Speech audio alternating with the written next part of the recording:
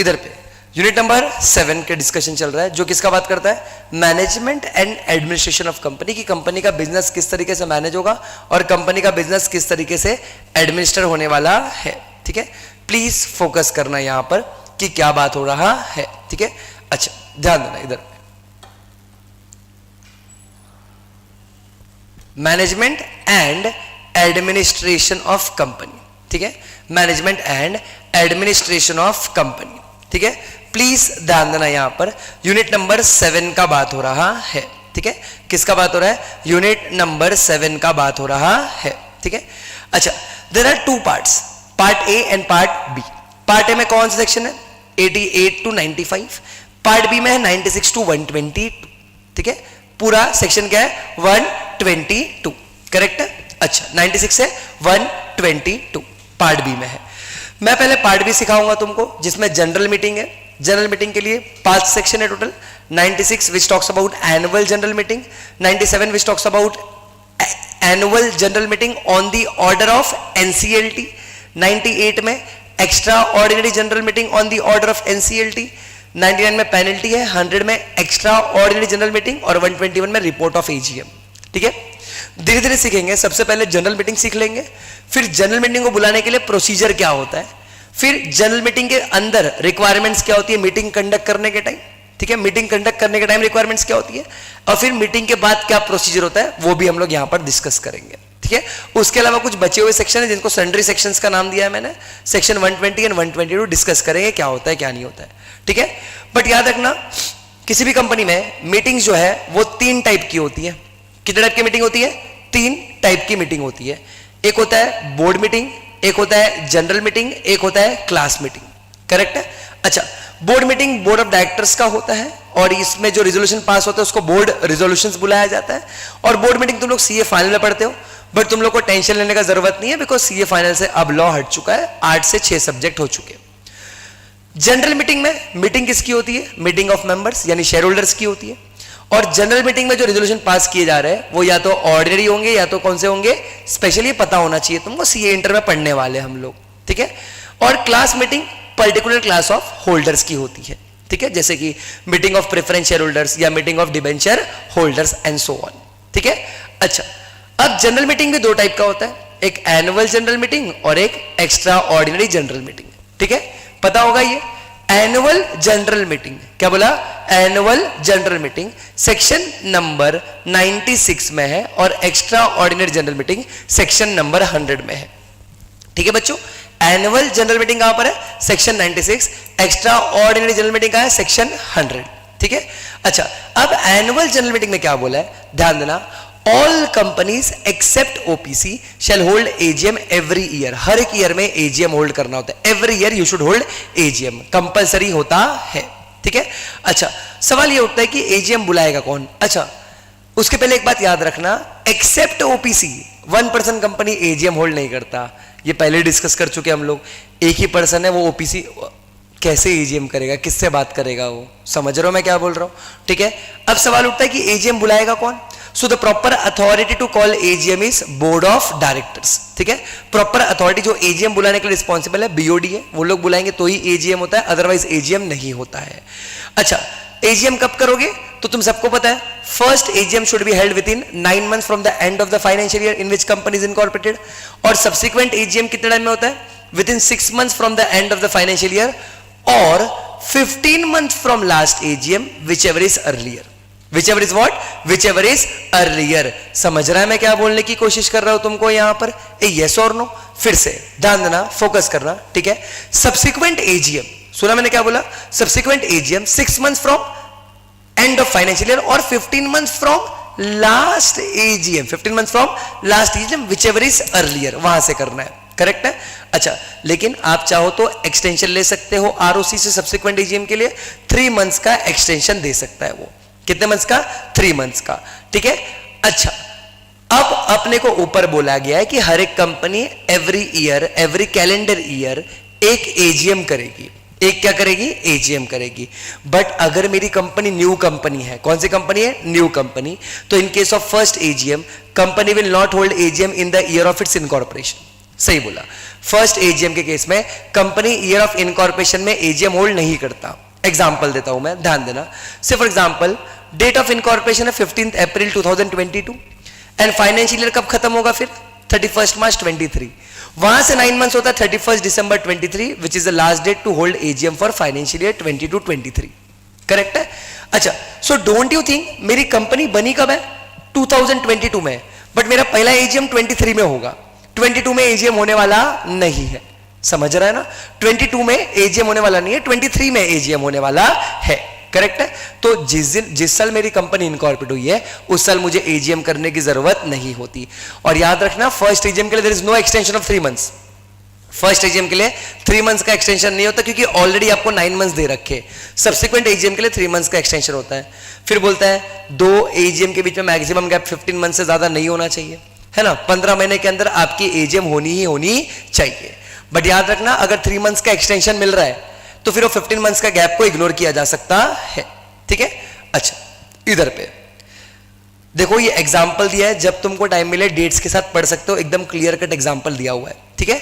अब एग्जाम्पल के बाद तुमको एक चीज पता होनी चाहिए कि कौन से डे पर एजीएम होगा। तो on any day except national holiday, कोई भी डे पे एजीएम कर सकते हो बट वो नेशनल हॉलीडे होना नहीं चाहिए। ठीक है? बट प्रॉब्लम है अगर notice of meeting is already sent and then central government declares the day of meeting as national holiday, then for that meeting it will not be considered as national holiday for that particular meeting.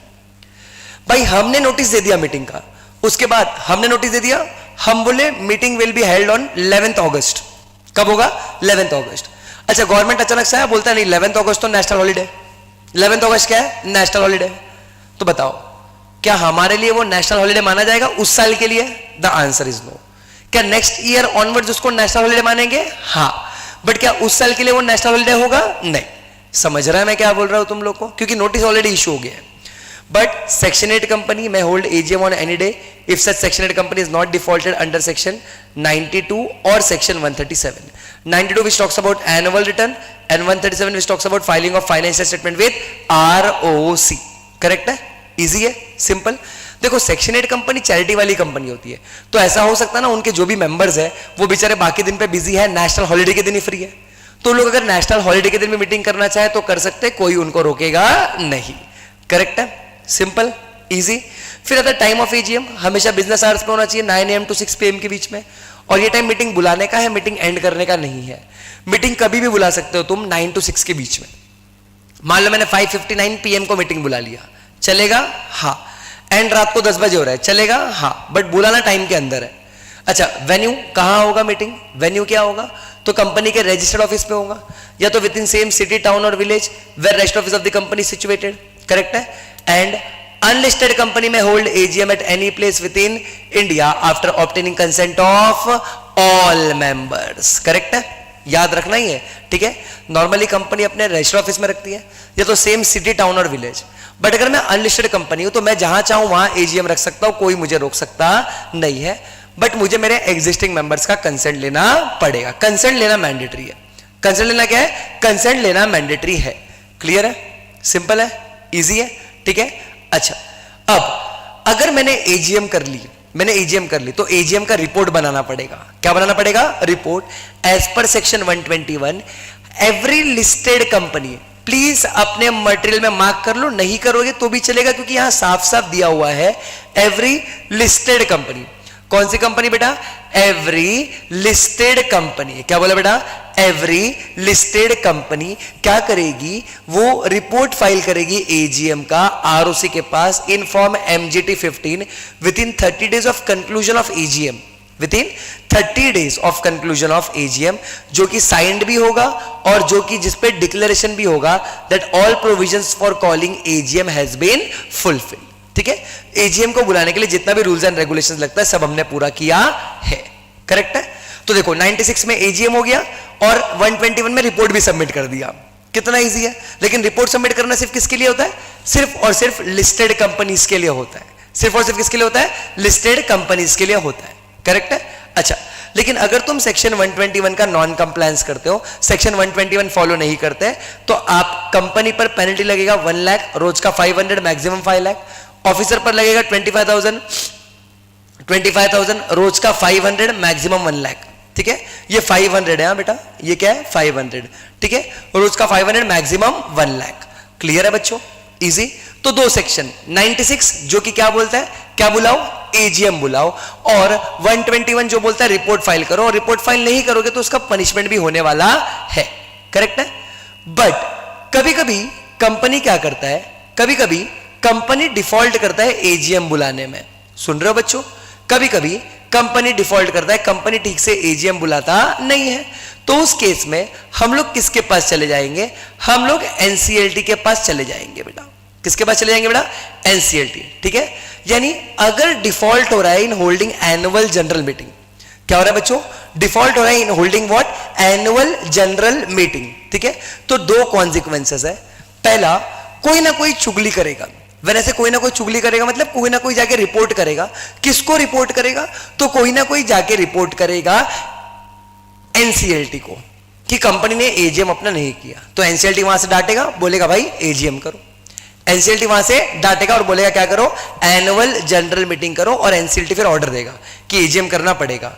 और अगर NCLT का order नहीं सुना तो आप पर penalty है as per section 99, 1 lakh rupees का फाइन है। कितने लाख का फाइन है, 1 लाख रुपीस का, और रोज का 5000। कंपनी और ऑफिसर्स पर कितना है, 1 लाख। क्या बोला, 1 लाख प्लस रोज का कितना है, रोज का 5000 है। समझ रहा है मैं क्या बोलने की कोशिश कर रहा हूं तुम लोग को यहां पर, ए यस और नो, पक्की बात है, श्योर है। ये कब होगा, जब आपने एनसीएलटी के बोलने पर भी एजीएम नहीं किया, या 96 के हिसाब से प्रॉपर एजीएम नहीं किया। समझ रहा है मैं क्या बोलने की कोशिश कर रहा हूं, सिंपल है, इजी है, डन है। ठीक है, तो ध्यान देना प्लीज, फोकस करना इधर पे, प्लीज प्लीज ध्यान देना मैं क्या बोलने की कोशिश कर रहा हूं। जब भी एजीएम का बात होगा तुमको टोटल कितने सेक्शन पता होना चाहिए, 96 जो कि एजीएम बुलाने का बात करते हैं, कितने टाइम में बुलाना है, कहां बुलाना है, कब बुलाना है, कैसे बुलाना है। ठीक है, 97 जो बोलता है कि अगर कंपनी ने नहीं बुलाया तो एनसीएलटी ऑर्डर देगा बुलाने के लिए, और 99 बोलता है अगर 96 और 97 फॉलो नहीं किया तो 99 की पेनल्टी लगती है, 1 lakh rupees flat penalty plus रोज का 5000 रुपीस कंपनी और ऑफिसर्स पर। करेक्ट है। अब और रिपोर्ट का है 121, report on AGM, report on AGM 121 form MGT 15। Clear है, सिंपल है, इजी। जैसे ही एजीएम होता है हमारे सामने कौन सा टॉपिक आ जाता है, एक्स्ट्रा ऑर्डिनरी जनरल मीटिंग्स। बेटा क्या आ जाता है, एक्स्ट्रा ऑर्डिनरी जनरल मीटिंग। जो क्या बोलता है, ध्यान देना, बोलता है general meeting other than AGM is called as EGM. यानी ऐसा जनरल मीटिंग जो एजीएम नहीं है वो क्या है, वो ईजीएम है। सुना मैं क्या बोल रहा हूं, ऐसा जनरल मीटिंग जो एजीएम नहीं है वो क्या है, ईजीएम। दो एजीएम के बीच में जो जनरल मीटिंग होती है वो ईजीएम है। करेक्ट है, देखो लिखा है general meeting between 2 AGM is called as EGM. अब तुम लोग दिमाग लगाओ, ईजीएम क्यों बुलाया जाएगा, नॉर्मल बातें होने के लिए? ऑफ कोर्स नॉट, कुछ तो इमरजेंसी रहा होगा, कुछ तो स्पेशल सिचुएशन हुआ रहेगा, तभी तो हम लोग क्या बुला रहे हैं, तभी तो हम लोग एक्स्ट्रा ऑर्डिनरी जनरल मीटिंग बुला रहे हैं। करेक्ट है। अब सवाल ये उठता है कि एक्स्ट्रा ऑर्डिनरी जनरल मीटिंग कौन बुलाएगा, तो ध्यान देना प्लीज, फोकस करना। BOD by BOD suo motu. Suo motu मतलब on their own, on its own, यानी डायरेक्टर्स खुद से बुलाएंगे। डायरेक्टर्स को लगता है कि भाई ईजीएम बुलाना चाहिए तो डायरेक्टर्स ईजीएम बुला लेंगे। ठीक है, या फिर बीओडी बुलाएंगे on the request of members. ठीक है, मेंबर्स के रिक्वेस्ट पर, और जो मेंबर्स रिक्वेस्ट करते हैं उनको क्या बुलाया जाएगा, रिक्विजिशनिस्ट बुलाया जाता है। क्या बुलाया जाता है बच्चों, रिक्विजिशनिस्ट। बोलो ना बोबड़े लोग, क्या बुलाएंगे बेटा, रिक्विजिशनिस्ट बुलाएंगे। करेक्ट है। या फिर अगर रिक्विजिशनिस्ट ने बुलाया, रिक्विजिशनिस्ट ने बोला बुलाने, बट बीओडी ने नहीं बुलाया, मेंबर्स ने रिक्वेस्ट किया मीटिंग बुलाओ, मेंबर्स ने रिक्वेस्ट किया क्या बुलाओ, मीटिंग, बट कंपनी ने नहीं बुलाया मीटिंग, डायरेक्टर ने मीटिंग नहीं बुलाया, तो रिक्विजिशनिस्ट देमसेल्फ विल कॉल मीटिंग।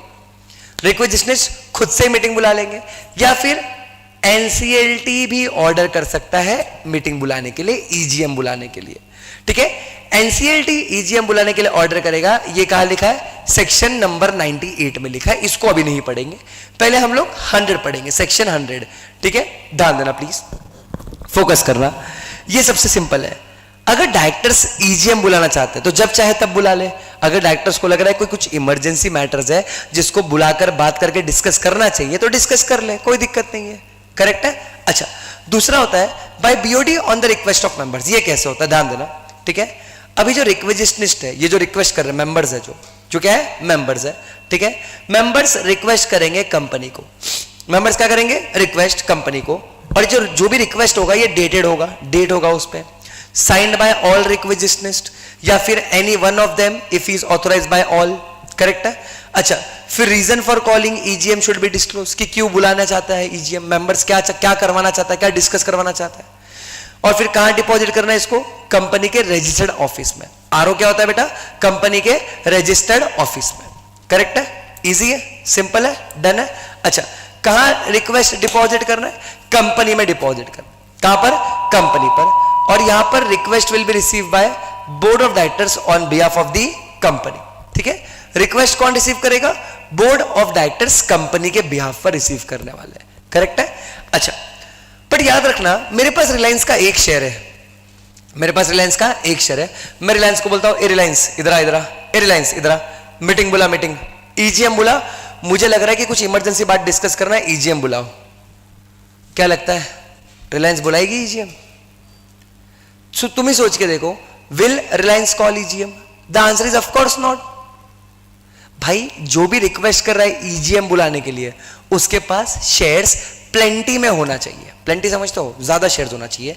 देखो लिखा है members making request should be in plenty, should be in plenty. Plenty कैसे, देखो ध्यान देना, बोलता है इन case of company having share capital, यानी अगर कंपनी में शेयर कैपिटल है, अगर कंपनी में क्या है शेयर कैपिटल है, तो मेंबर्स जिनके पास मिनिमम 1/10 होल्डिंग है, जिसके ऊपर वोटिंग राइट्स है, और अगर कंपनी में शेयर कैपिटल नहीं है तो जिनके पास 1/10 ऑफ क्या है, वोटिंग राइट्स है।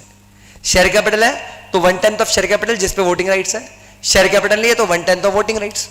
उन लोग रिक्वेस्ट करेंगे कंपनी को कि क्या बुलाओ, उन लोग रिक्वेस्ट करेंगे, बोलेंगे ईजीएम बुलाओ, क्या बुलाओ, ईजीएम बुलाओ, करेक्ट है, इजी है, सिंपल, डन, ठीक है। फिर उसके बाद ध्यान देना, उसके बाद क्या बोलता है, उसके बाद बोलता है बोर्ड ऑफ डायरेक्टर्स, क्या बोला बेटा, board of directors after receipt of request shall proceed and prepare to call EGM within how many days, within 21 days, within how many days बेटा, 21 days के अंदर वो लोग EGM बुलाना स्टार्ट करेंगे, ठीक है, प्रिपरेशन स्टार्ट कर देंगे, नोटिस वीडियोस बनाना स्टार्ट कर देंगे, ठीक है। And EGM shall be held within how many days, 45 days, correct है। तो रिक्वेस्ट आया, प्रिपरेशन स्टार्ट किया और 45 डेज के अंदर मीटिंग बुला ली।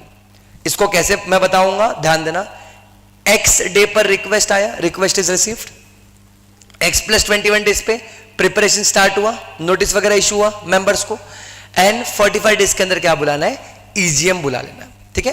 45 डेज के अंदर क्या बुला लेना है बच्चों, ईजीएम बुला लेना है। क्लियर है, सिंपल है, इजी है, डन है।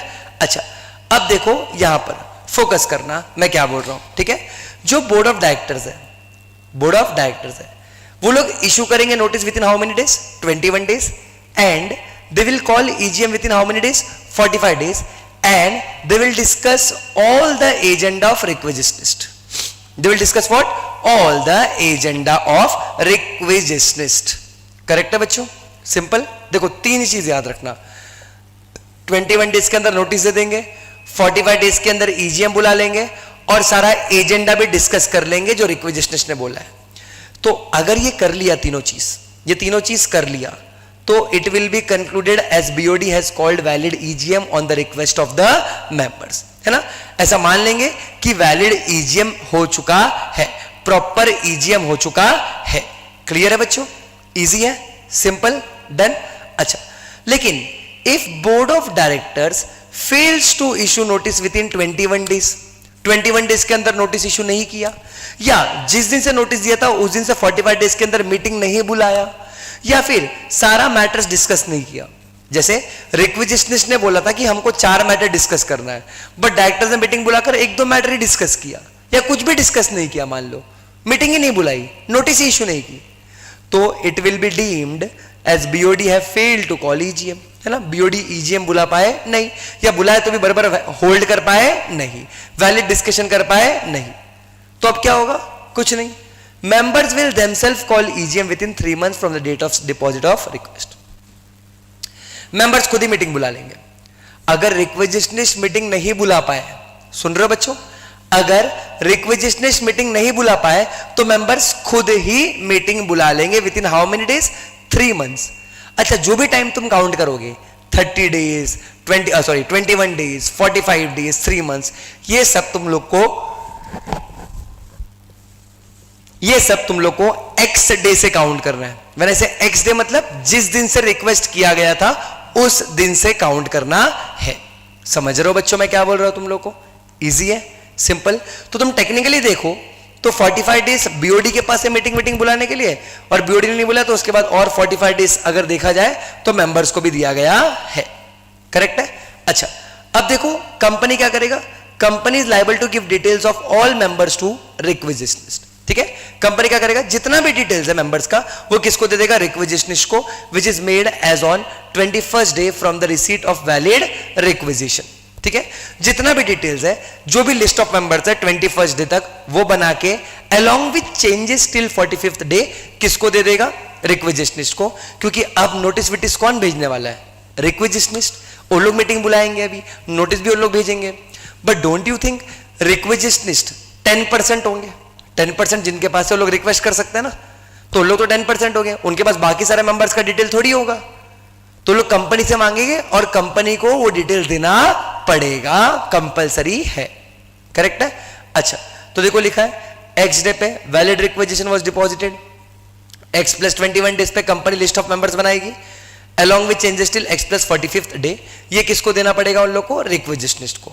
फिर रिक्विजिशनिस्ट क्या करेंगे, नोटिस भेजेंगे मीटिंग का सारे मेंबर्स को, चाहे तो स्पीड पोस्ट या रजिस्टर्ड पोस्ट या तो इलेक्ट्रॉनिक मोड, और नोटिस उसी को दिया जाएगा जो 3rd डे पर मेंबर था।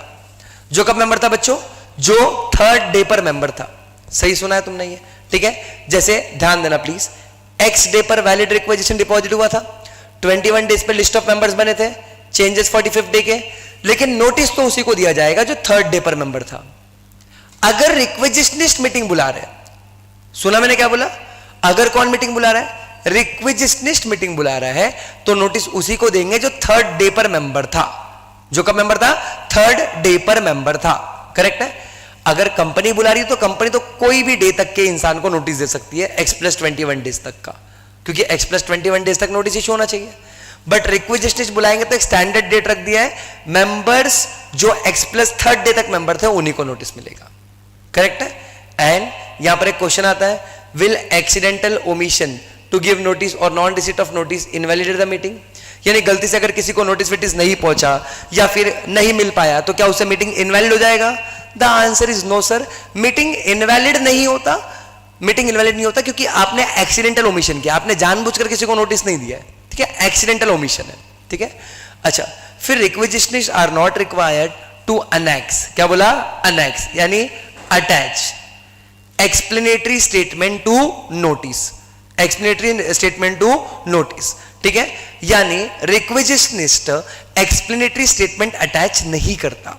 यही अगर तुमको पता नहीं है तो मैं बता दूं, जब भी कंपनी स्पेशल बिजनेस करता है, अभी बताऊंगा ऑर्डिनरी बिजनेस और स्पेशल बिजनेस क्या होता है। जब भी कंपनी कौन सा बिजनेस करता है, स्पेशल बिजनेस करता है, उनको क्या करना पड़ता है, उनको एक्सप्लेनेटरी स्टेटमेंट अटैच करना पड़ता है नोटिस में, स्पेशल बिजनेस करता है तो। ठीक है, लेकिन रिक्विजिशनिस्ट नहीं करेगा। एक तो बेचारा मीटिंग बुला रहा है खुद से ही, ऊपर से तुम बोल रहे हो कि ये करो वो करो। ठीक है, तो लोग ये सब करने वाले नहीं है। समझ रहा है बच्चों मैं क्या बोलने की कोशिश कर रहा हूं तुमको यहां पर? यस और नो, सिंपल है, इजी है। अच्छा, फिर जितना भी रीजनेबल एक्सपेंसेस होगा मीटिंग बुलाने का, वो कंपनी से रिइंबर्स कर लिया जाएगा, वो रिक्विजिशनिस्ट कंपनी से रिकवर कर लेंगे। जितना भी खर्चा होगा रिक्विजिशनिस्ट रिकवर कर लेते हैं। क्लियर है बच्चों? इजी है, सिंपल, डन।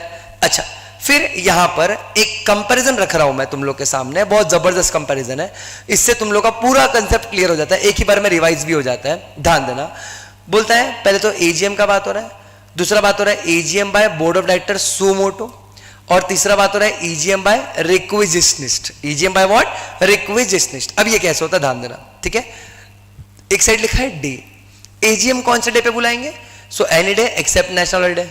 अच्छा, अगर रिक्विजिशनिस्ट ईजीएम बुला रहे हैं तो any day except national holiday, but अगर डायरेक्टर्स खुद से ईजीएम बुला रहे तो any day even on national holiday, यानी नेशनल हॉलीडे है तो भी हम ईजीएम रख सकते हैं। ठीक है, फिर टाइम का बात हो रहा है तो इधर पे एजीएम में 9 AM to 6 PM business hours, EGM में भी 9 AM to 6 PM business hours. लेकिन ईजीएम अगर डायरेक्टर्स बुला रहे हैं, कौन बुला रहा है? डायरेक्टर्स, तो तुम कभी भी रख सकते हो, एनी टाइम। क्या लिखा है बेटा? कभी भी, यानी एनी टाइम। करेक्ट है, इजी, सिंपल। अच्छा, वेन्यू क्या होगा? वेन्यू क्या होगा तो ध्यान देना, at registered office of the company और within same city town और विलेज, और in case of unlisted company any place within India, but सारे मेंबर्स का कंसेंट लेना पड़ेगा। और गवर्नमेंट कंपनी के केस में गवर्नमेंट विल स्पेसिफाई कि कहां मीटिंग करना है। ठीक है, इजी। बट अगर मैं बात करूं रिक्विजिशनिस्ट बुला रहे अगर, तो कंपलसरी कहां होगा? रजिस्टर्ड ऑफिस में, या तो फिर within same city town और village in which registered office of the company is situated. Correct है। लेकिन अगर ईजीएम बोर्ड ऑफ डायरेक्टर्स बुला रहे हैं तो it can be anywhere in India, India में जहां चाहो वहां कर लो। ठीक है, इसका मतलब समझ रहे हो तुम? इसका मतलब ये है कि जब डायरेक्टर्स ईजीएम बुला रहे हैं, डायरेक्टर्स क्या बुला रहे हैं? ईजीएम, तो लॉ उसको सीरियसली लेता है। लेकिन अगर डायरेक्टर्स ईजीएम नहीं बुला रहे हैं, मेंबर्स वगैरह रिक्वेस्ट कर रहे, लोग खुद से बुला रहे हैं, तो फिर उतना सीरियसली लिया नहीं जा रहा है, ऐसा तुम बोल सकते हो। ठीक है। अच्छा, फिर एक क्वेश्चन आता है कि sir what if quorum is absent? Quorum ही नहीं प्रेजेंट है, कोरम ही आया नहीं है। समझ रहा है क्या? कोरम ही आया नहीं है, कोरम नहीं आया तो नॉर्मल मीटिंग में एजीएम अर्जन हो जाएगा, और यही अगर बीओडी ने ईजीएम बुलाया तो भी अर्जन हो जाएगा। लेकिन अगर रिक्विजिशनिस्ट ने बुलाया है तो मीटिंग क्या हो जाएगा? कैंसिल। तुम खुद ही बुला के खुद ही नहीं आए, तुम खुद ही बुला के खुद ही नहीं आए, तो मीटिंग रखेंगे, कैंसिल कर देंगे? कैंसिल कर देंगे। समझ रहा है मैं क्या बोलने की कोशिश कर रहा हूं तुमको यहां पर? यस और नो। ठीक है। इसके अलावा एक होता है सेक्शन 98, सेक्शन 98 जो बोलता है कि एनसीएलटी के ऑर्डर पे ईजीएम करो। एनसीएलटी भी कभी कभी बोल सकते हैं कि कंपनी चलो चलो ईजीएम करो, तुम्हारा टाइम आ चुका है, कुछ अर्जेंट मैटर है, ईजीएम करो, डिस्कस करो मैटर्स, बोल सकता है। तो क्या एनसीएलटी का बात सुनना पड़ेगा? हाँ, एनसीएलटी जो चाहे वो डायरेक्शंस दे सकता है, एंड एनसीएलटी का direction include direction that even if a single member is present in person और बाय प्रॉक्सी, तो भी उसको कोरम मान लिया जाएगा। तो भी उसको क्या मान लिया जाएगा बच्चों? तो भी उसको कोरम मान लिया जाएगा। क्लियर है, सिंपल है, इजी है, डन है। बढ़ रहा हूं मैं आगे, ध्यान देना, प्लीज फोकस करना अभी। ठीक है, इधर पे ये हो गया अपना एजीएम ईजीएम, यानी मीटिंग क्या होती है। ठीक है, हमने क्या डिस्कस कर लिया अभी? एजीएम ईजीएम यानी मीटिंग क्या होती है। करेक्ट है। अच्छा, अब उसके आगे की बात डिस्कस कर रहा हूं मैं तुम लोग से, फोकस करना। ठीक है, आगे की बात क्या है? यानी मीटिंग बुलाने के लिए नोटिस देना पड़ता है। क्या देना पड़ता है? नोटिस देना पड़ता है। सबको पता होना चाहिए ये, अरे पता ही होगा यार। मीटिंग बुलाने के लिए क्या देना पड़ेगा? नोटिस देना पड़ेगा, सेक्शन 101 के हिसाब से। ठीक है। अच्छा, company will issue notice for calling general meeting. अब वो नोटिस या तो फिजिकल मोड में हो सकता है या तो इलेक्ट्रॉनिक मोड में हो सकता है, और वो नोटिस कंपनी अपने वेबसाइट पर भी डालेगा, गवर्नमेंट के भी वेबसाइट पर डालेगा। और नोटिस तुमको देना है 21 clear days before the meeting. ठीक है, और such longer period as prescribed in AOA.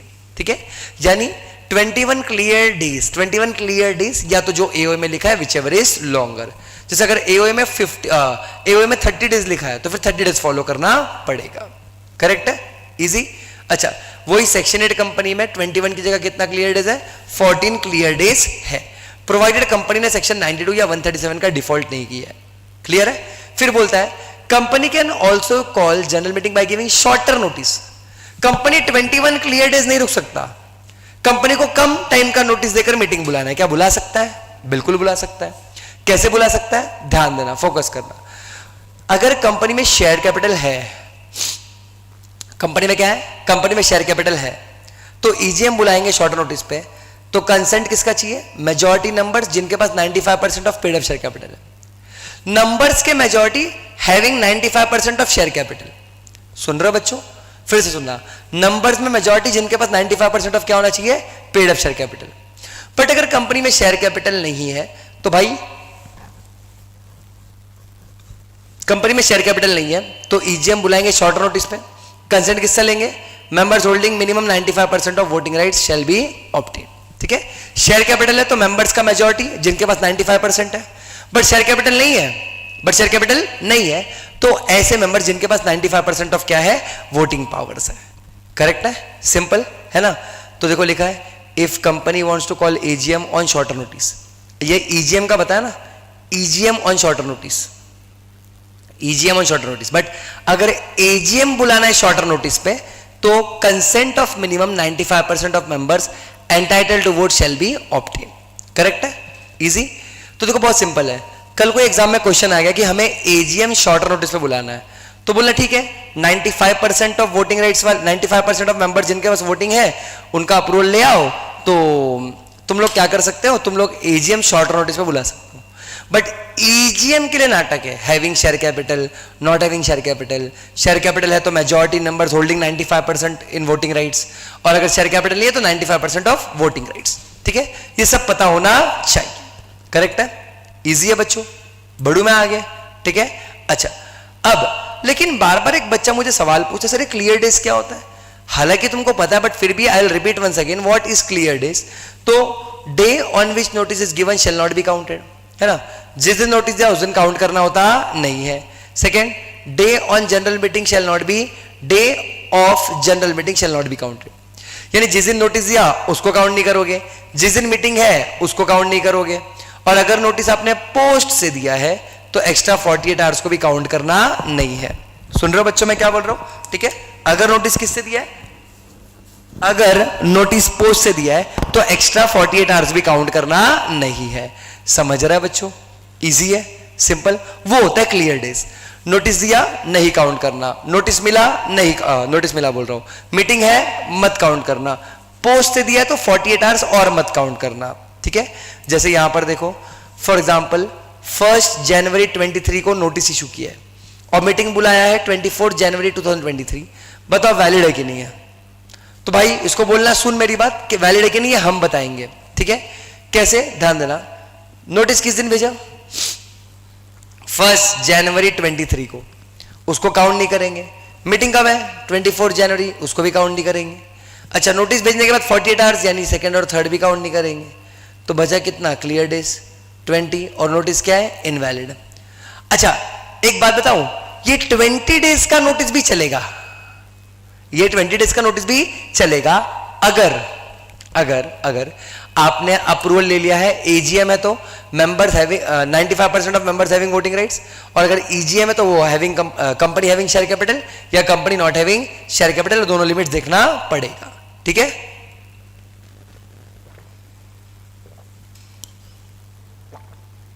Done है बच्चों? इजी है, सिंपल है। अच्छा अब सवाल उठता है नोटिस मिलेगा किसको? बहुत सिंपल है, नोटिस मिलेगा मेंबर्स को। मेंबर्स चल बसा, भगवान को प्यारा हो गया तो लीगल रिप्रेजेंटेटिव को मिलेगा, या फिर उनके ऑफिशियल असाइनी को मिलेगा। ऑफिशियल असाइनी अगर इंसॉल्वेंट वगैरह हो गया है तो, या फिर ऑडिटर्स को मिलता है, डायरेक्टर्स को मिलता है, प्रेफरेंस होल्डर्स को मिलता है, इन सबको नोटिस मिलता है। अच्छा नोटिस में क्या लिखा होगा? जनरल मीटिंग का डेट, टाइम कब है, day and venue of general meeting, and business to be transacted at general meeting, की कौन सा चीज डिस्कस करने वाले हो जनरल मीटिंग है, ये सब लिखा होता है। बट सर जनरल मीटिंग में कौन से बिजनेस होते हैं? तो 2 बिजनेस होते हैं, एक आपका ऑर्डिनरी बिजनेस और एक स्पेशल बिजनेस। ठीक है, ऑर्डिनरी बिजनेस का कोड वर्ड आधा होता है, आधा। क्या होता है बेटा? आधा। बेटा ऑर्डिनरी बिजनेस मतलब ऐसे बिजनेस जो हर एजीएम में डिस्कस होते रहते हैं। ठीक है, जो हर एजीएम में क्या होते हैं, जो हर एजीएम में डिस्कस होते रहते हैं, उन्हीं को क्या बुलाया जाता है? उन्हीं को ऑर्डिनरी बिजनेस बुलाया जाता है।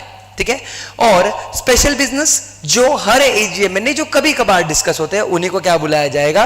उन्हीं को स्पेशल बिजनेस बुलाया जाएगा। ठीक है, उन्हीं को क्या बुलाया जाएगा बच्चों?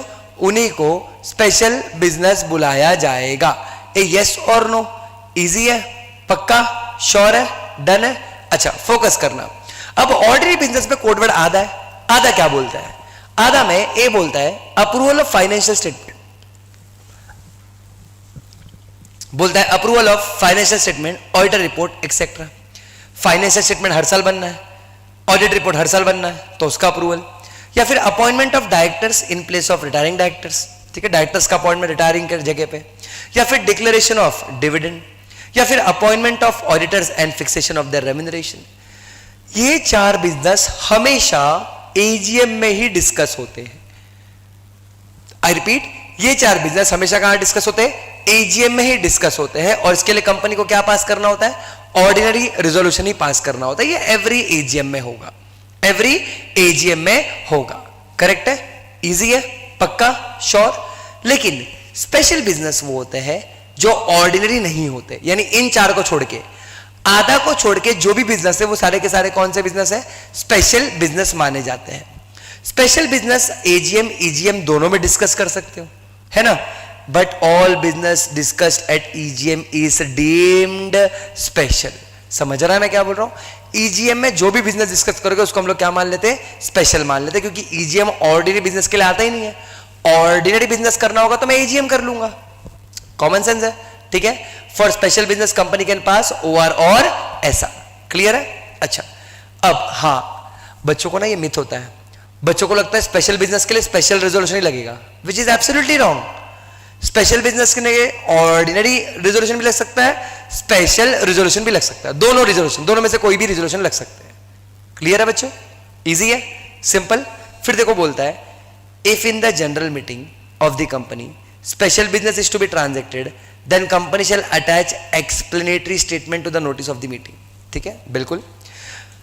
जब भी कंपनी स्पेशल बिजनेस करती है, कान खोल के सुनो, अच्छे से सुनना, जब भी कंपनी कौन सा बिजनेस करती है? स्पेशल बिजनेस, उनको कंपल्सरीली अपने एजीएम में, कंपल्सरीली अपने एजीएम में क्या करना होता है? एजीएम बोल रहा हूं, नोटिस के साथ एक्सप्लेनेटरी स्टेटमेंट अटैच करना होता है।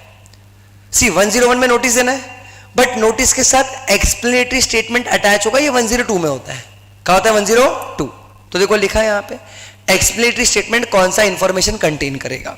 ठीक है, पहला, नेचर ऑफ कंसर्न और इंटरेस्ट, फाइनेंशियल और otherwise, in each of the matters of directors and the relatives, KMP and the relatives and manager and the relatives. यानी जो भी बिजनेस होने वाला है, जैसे फॉर एग्जांपल बायबैक होने वाला है, बोनस शेयर्स इश्यू होने वाला है, ईसॉप होने वाला है, स्वेट इक्विटी होने वाला है, जो भी बिजनेस होने वाला है, स्पेशल बिजनेस जो नॉर्मली नहीं होता, उसमें कंपनी के डायरेक्टर्स या उनके रिलेटिव्स, केएमपी या उनके रिलेटिव्स, मैनेजर या उनके रिलेटिव्स, उनका क्या इंटरेस्ट है, उनका क्या इंटरेस्ट, क्या फायदा जुड़ा हुआ है।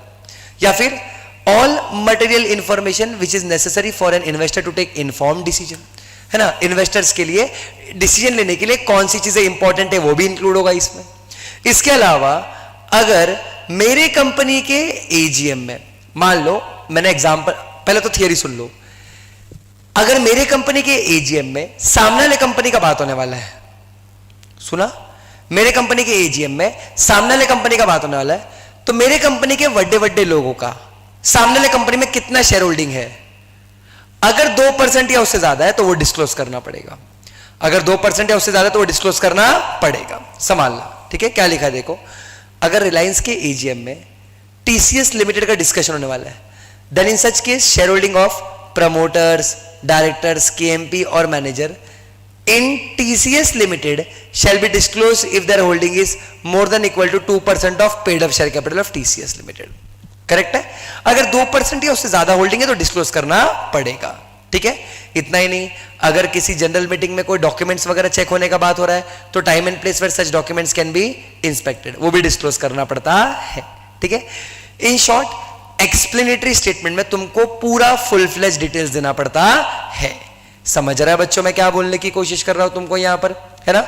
जब मैं तुमको रेगुलर क्लास में सिखाता हूं ना कंपनीज एक्ट, और मोस्टली देखो जब मेरे पास कभी लैपटॉप अवेलेबल होगा, तुमने ऑब्जर्व किया होगा, मैंने तुम लोगों को ना एक्सप्लेनेटरी स्टेटमेंट दिखाया होगा नोटिस ओपन करके। ठीक है, नोटिस ओपन करता हूं, एक्सप्लेनेटरी स्टेटमेंट अटैच किया होता है, उसके अंदर दिखता है, उसमें एजीएम का नोटिस भी दिखाता हूं पूरा कि कैसा होता है कैसे नहीं होता है करके। But since it is marathon, मैं तुम लोग को ऑब्वियसली फुल फ्लेज नहीं बता पाऊंगा, बट इतना समझना तुम लोग कि एक्सप्लेनेटरी स्टेटमेंट में स्पेशल बिजनेस का सारा हिस्ट्री, सारा बैकग्राउंड, सब कुछ समझाना पड़ता है। क्लियर है बच्चों? इजी है, डन है।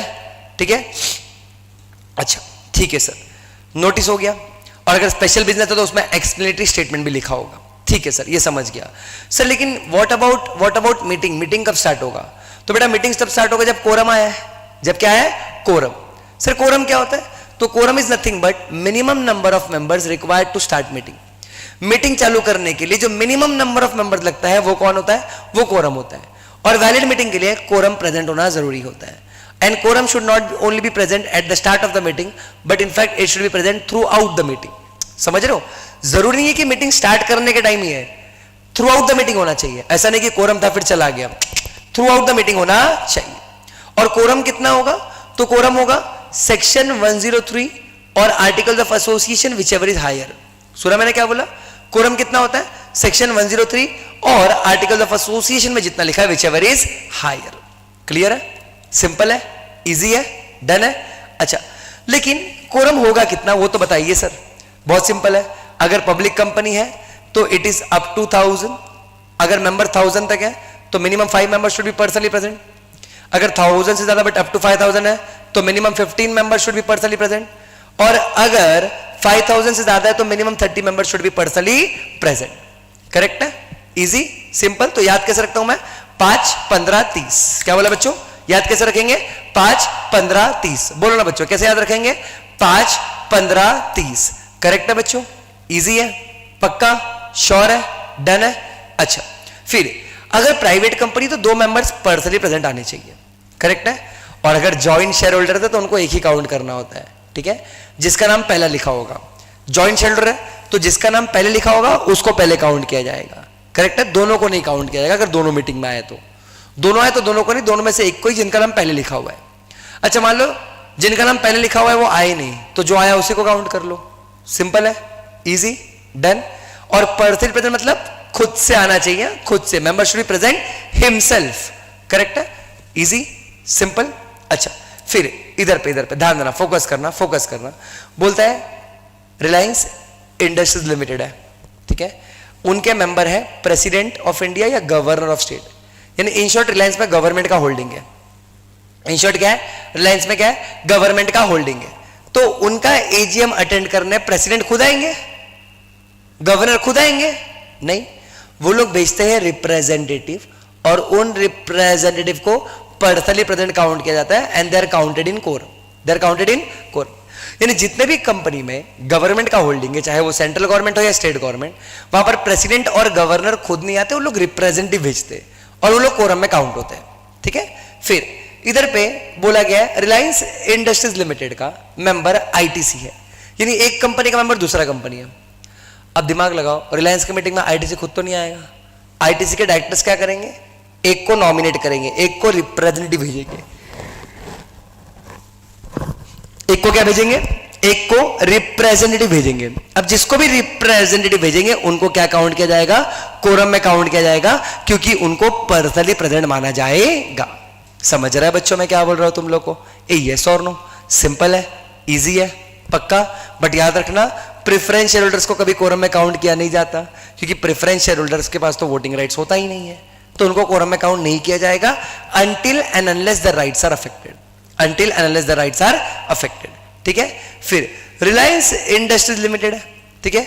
उसका मेंबर है राज। ठीक है? उसका मेंबर क्या है? राज। तो देखो कितना अच्छे से एक्सप्लेन किया मैंने। अगर राज ने अटेंड किया मीटिंग हिमसेल्फ तो राज को पर्सनली प्रेजेंट माना जाएगा और राज कोरम में काउंट हो जाएगा।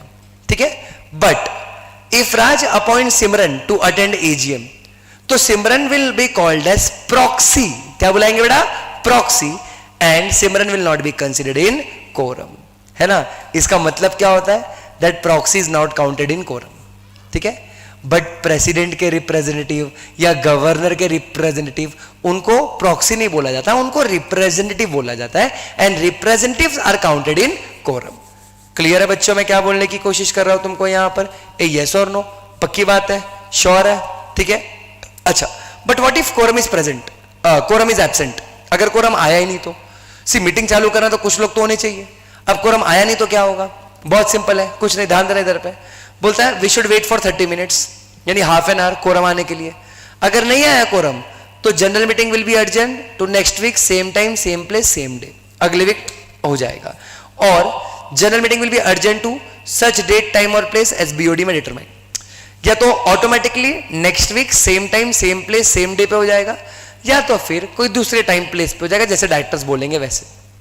लेकिन अगर मीटिंग रिक्विजिशनिस्ट ने बुलाई है बच्चों, किसने बुलाई है? रिक्विजिशनिस्ट, तो तुम लोगों को पता ही है कोरम नहीं आया तो मीटिंग क्या हो जाएगा? कैंसिल हो जाएगा। ठीक है? बट मान लो अर्जेंट मीटिंग में भी कोरम नहीं आया, अर्जेंट मीटिंग में कोरम नहीं आया तो members present shall be quorum. ठीक है?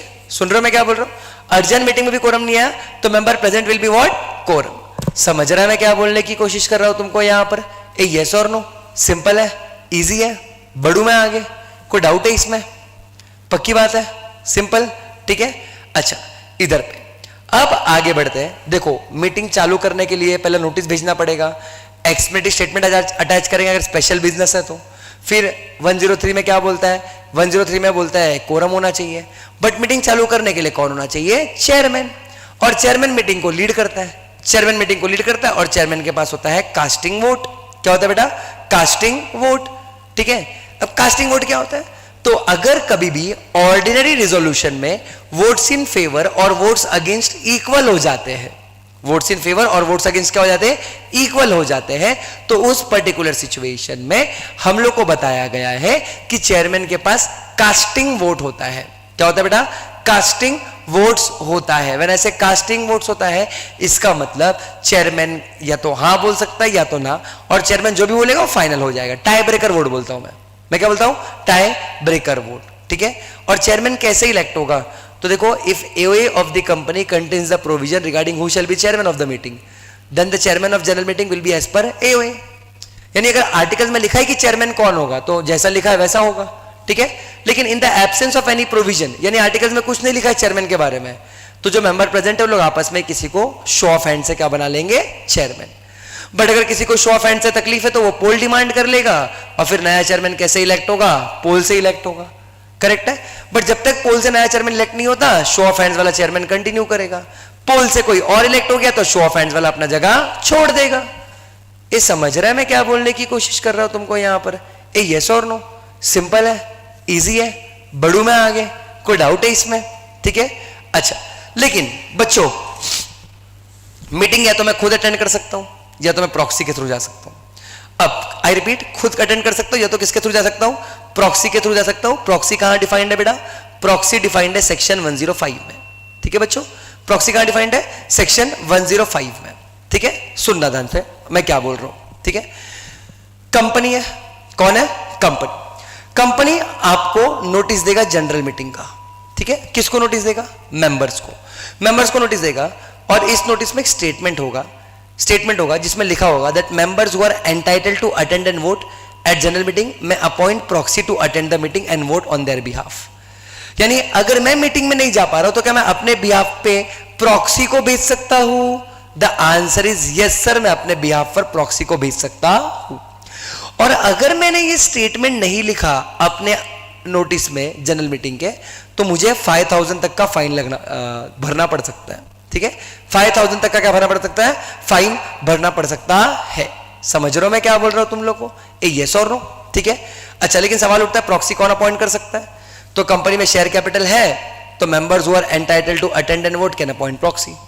बट कंपनी में शेयर कैपिटल नहीं है तो members can appoint proxy only if AOA specifies. ठीक है, सिंपल सा बात है। जैसा रिलायंस जैसी कंपनी है तो जो भी जाके वोट कर सकता है वो प्रॉक्सी अपॉइंट कर सकता है। और अगर कंपनी में शेयर कैपिटल वगैरह नहीं है तो फिर प्रॉक्सी तभी अपॉइंट कर सकते हो जब एओए में लिखा है, अदरवाइज प्रॉक्सी अपॉइंट नहीं कर सकते। अच्छा, प्रॉक्सी का फॉर्म कौन से इसमें होगा, MGT 11 में होगा। ठीक है, अच्छा again members will appoint proxy. जो ये प्रॉक्सी है वो माइनर नहीं हो सकता, माइनर हो सकता नहीं है। फिर प्रॉक्सी कैन बी और can not become member of the company. Company का मेंबर हो भी सकता है, कोई बाहर वाला भी हो सकता है। बट याद रखना अगर सेक्शन 8 कंपनी है तो उधर पे प्रॉक्सी कंपल्सरीली मेंबर ही हो सकता है, कोई बाहर वाला हो सकता नहीं है। करेक्ट है, अच्छा फिर proxy can not speak at the meeting, बिल्कुल बोल नहीं सकता। प्रॉक्सी को कोरम में भी काउंट नहीं करते है ना बोल सकता है, ना कोरम में काउंट किया जाता है, ना ही proxy register of proxy inspect कर सकता है, ना ही प्रॉक्सी शो ऑफ हैंड से वोट कर सकता है। But proxy can vote by poll. ठीक है, पोल से वोट कर सकता है, शो ऑफ हैंड से नहीं बट पोल से तो वोट कर सकता है। फिर मेंबर और प्रॉक्सी में प्रिंसिपल और एजेंट का रिलेशनशिप होता है। ठीक है, इसके लिए वो कैसे चलता है, इंडियन कॉन्ट्रैक्ट एक्ट 1872 के हिसाब से चलता है। क्लियर है बच्चों मैं क्या बोल रहा हूं तुम लोग को। फिर एक इंसान कितने लोगों का प्रॉक्सी बन सकता है, 50 लोगों का, 50 मेंबर्स का प्रॉक्सी, बट उन 50 के पास 10% of paid up share capital से ज्यादा नहीं होना चाहिए। करेक्ट है, और जिनके पास 10% of paid up share capital से ज्यादा है तो जो उसका प्रॉक्सी है वो किसी और का प्रॉक्सी नहीं हो सकता। क्लियर है बच्चों मैं क्या बोल रहा हूं तुम लोग को, इजी है। फिर ये जो प्रॉक्सी का फॉर्म है MGT 11, ठीक है, MGT 11 डेटेड होगा, साइंड होगा, deposited at office of the company, stamp होगा। कितने टाइम पहले डिपॉजिट करना है, 48 आवर्स बिफोर द मीटिंग और period specified in AOA which ever is earlier. समझ रहा है मैं क्या बोल रहा हूं? कितने आवर्स पहले जमा करना है? 48 आवर्स बिफोर द मीटिंग, और period specified in articles of association whichever is earlier, whichever is what? Earlier. समझ रहा है मैं क्या बोल रहा हूं तुम लोग को? सिंपल है। यानी आर्टिकल्स में अगर 40 आवर्स लिखा है तो 40 आवर्स पहले, आर्टिकल में 50 आवर्स लिखा है तो 48 मानना। कितना मानना? 48 से ज्यादा नहीं हो सकता। क्या 48 से कम हो सकता है? हाँ, ठीक है, अगर आर्टिकल्स में लिखा होगा तो। देखो लिखा है ना यहां पे भी, if articles of association of the company prescribes for any time longer than 48 hours, then it will be deemed as 48 hours. It will be deemed as what? 48 hours. समझ रहा है बच्चों मैं क्या बोलने की कोशिश कर रहा हूं तुमको यहां पर? यस और नो, सिंपल है, इजी है ना? मैंने एग्जांपल भी दे रखा है, आराम से देख सकते हो तुम लोग, ठीक है? अच्छा, आई फिर यहां पर एक कंसेप्ट है जिसको हम लोग बुलाते हैं ordinary resolution and special resolution. सुना होगा ना? ठीक है, ऑर्डिनरी एंड स्पेशल बहुत सिंपल है। हम लोग अक्सर सुनते हैं ORSR ORSR, बट होता क्या है? तो हम लोगों ने पढ़ा है सेक्शन 114 में, जब भी ऑर्डिनरी रिजोल्यूशन की बात हो रही है तो votes casted in favour should be greater than votes casted against, यानी फेवर में जो वोट है वो अगेंस्ट से ज्यादा होना चाहिए, सिंपल। बट अगर मैं बात करूं स्पेशल रिजोल्यूशन की, तो जो वोट्स फेवर में होता है should be more than equal to 3 times votes against, ठीक है? More than equal to 3 times votes against, यानी 75% बेटा, है ना? जैसे अगर एक अगेंस्ट में है तो 3 कम से कम फेवर में होना चाहिए, तभी तो 75% होगा ना। 4 में से 3 फेवर में, तभी तो 75% होगा, ठीक है? अच्छा, इधर पे मैंने एग्जांपल भी दे रखा है, तुम आराम से देख सकते हो इसको, ठीक है? अच्छा, फिर एक आता है सेक्शन 115 जो बोलता है कुछ कुछ रिजोल्यूशंस है which requires special notice. Yes बच्चों, yes you heard it right, कुछ कुछ रिजोल्यूशंस है which requires what? Special notice. 115 में सी 114 बहुत सिंपल है, एक ऑर्डिनरी रिजोल्यूशन का बात करता है, एक स्पेशल रिजोल्यूशन का बात करता है।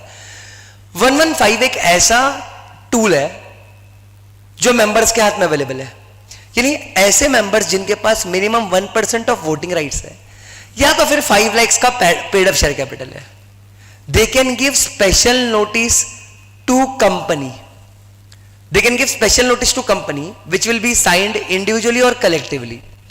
अब ये स्पेशल नोटिस क्यों दिया जाएगा? क्यों दिया जाएगा? तो for appointment of auditor other than retiring auditor, यानी जो ऑडिटर है, जो क्या है? ऑडिटर है, जो क्या है बेटा? ऑडिटर है, उसको निकालना है, जो रिटायर हो रहा है उसको छोड़ के किसी और ऑडिटर को निकालना है, ठीक है? तो उसके अपॉइंटमेंट के लिए स्पेशल नोटिस, यानी मेंबर बोलता है कि देखो भाई तुम्हारे कंपनी में, मतलब मेरे कंपनी में अभी ये ऑडिटर है, ये निकल रहा है, बट हमको इसको नहीं किसी और को रीअपॉइंट करना है, या फिर removal of director before expiry of his term, यानी मैं रिलायंस को नोटिस देता हूं, मैं बोलता हूं मुकेश अंबानी को निकालिए as a director, Mukesh Ambani का और 4 साल बचा है ना, उसको निकालिए एज अ डायरेक्टर, ऐसा मैं बोलता हूं, ठीक है? बोल सकता हूं क्या? बोलने को तो कुछ भी बोल सकते हो, बोलिए, क्या ही दिक्कत है, ठीक है? अच्छा, और to appoint another director in place of removed director, यानी जिसको निकाला उसकी जगह पर किसी और को अपॉइंट करना है तो क्या करना है, ठीक है? तो आप स्पेशल नोटिस दे सकते हो, किसके किसके लिए? पहला, जो ऑडिटर जा रहा है उसकी जगह किसी और को अपॉइंट करना, दूसरा ऑडिटर डायरेक्टर को निकालना टाइम खत्म होने के पहले, और तीसरा जो बोलता है कि हम किसी और डायरेक्टर को अपॉइंट कर रहे हैं जिसको निकाला उसकी जगह पर। करेक्ट है बच्चों? इजी है, पक्का, डन है, ठीक है? अच्छा, अब ध्यान देना, कितने टाइम के लिए डिपॉजिट करना पड़ेगा, कितने टाइम पहले स्पेशल नोटिस देना पड़ेगा? तो बोलता है minimum 14 days before but not more than 3 months before. सुना मैंने लॉ क्या बोलता है? लॉ बोलता है minimum 14 days before but not more than 3 months before, ठीक है? यानी अगर एक्स डे को जनरल मीटिंग है, ठीक है, एक्स डे को क्या है? जनरल मीटिंग है, तो 14 डेज पहले से लेकर के 3 मंथ्स, ना ही 3 महीने पहले, इसके पहले नहीं दे सकते, और ना ही इसके बाद आप स्पेशल नोटिस दे सकते हो। आप ये पीरियड में ही स्पेशल नोटिस दे सकते हो। Notice should be given by members between this period. और फिर कंपनी 7 डेज पहले मेंबर्स को बताएगा, या तो इंडिविजुअली बताएगा या तो 2 न्यूज़पेपर में एडवर्टाइजमेंट करके बताएगा, 1 इंग्लिश एंड 1 वर्नाकुलर। समझ रहा है बच्चों मैं क्या बोलने की कोशिश कर रहा हूं तुमको यहां पर? यस और नो, सिंपल है। तो स्पेशल नोटिस 3 चीज के लिए हो सकती है, और आपको 14 डेज पहले लेकिन 3 मंथ पहले नहीं, 14 डेज पहले लेकिन 3 मंथ पहले नहीं, और कंपनी 7 दिन पहले बताएगा सबको, है ना? एकदम बाइफरकेटेड है, ठीक है? बट सर आप सारा मटेरियल सेक्शन तो कवर कर लिया सर, 96 में एजीएम बता दिया, 100 में ईजीएम बता दिया, एनसीएलटी के ऑर्डर पे एजीएम 97, एनसीएलटी के ऑर्डर पे EGM 98, penalty 99, report on AGM 121, फिर आपने नोटिस बता दिया 101, आपने बता दिया एक्सप्लेनेटरी स्टेटमेंट 102, 103 में कोरम है, 104 में चेयरमैन है, 105 में प्रॉक्सी है सर, लेकिन वोटिंग के बारे में तो आपने कुछ बोला ही नहीं, वोटिंग के बारे में तो कुछ बोला ही नहीं। तो सुनना, ठीक है, वोटिंग का प्रोसेस है, लेंदी प्रोसेस है, लेंदी प्रोसेस समझता हो ना, ठीक है, कि पहले क्या होगा, कंपनी नोटिस भेजेगा, उसमें लिखेगा आपको वोटिंग करने मिलेगा, फिर आप आके वोटिंग कर सकते हो, फिर वोटिंग ओपन की जाएगी, अनबॉक्स की जाएगी, अनलॉक की जाएगी, फिर वोट्स फेवर में है या अगेंस्ट है वो सब चेक किया जाएगा।